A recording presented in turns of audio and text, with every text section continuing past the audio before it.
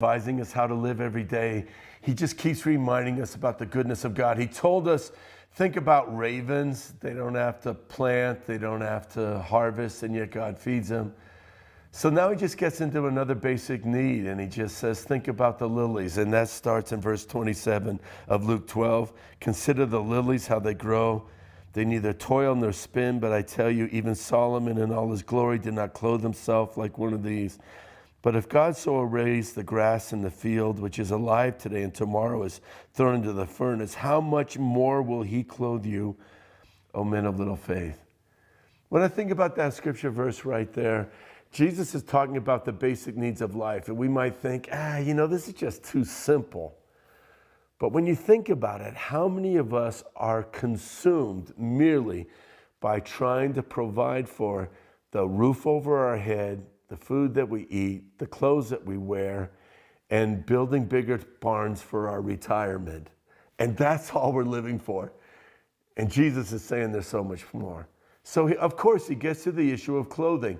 You could apply it to any area of your life. He says, think about the beautiful lilies, the wildflowers that are out there in the field. They are so beautiful, but they don't labor in order to be clothed.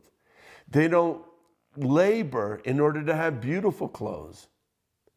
Jesus said, even Solomon is not dressed as beautifully as a lily in the field, which blooms for a day and then it's gone. So how much more would God clothe you?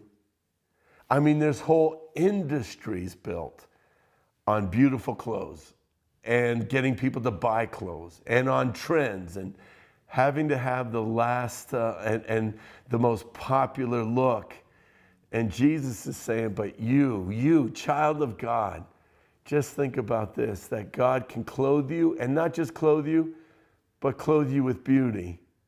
If you just trust the Lord, just learn to follow him. It's just a really great, another reminder that we have to live in.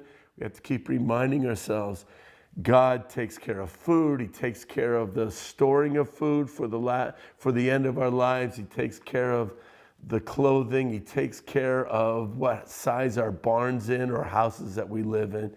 God's taking care of all of that, and I want to assure myself today and assure you, God's looking out for us.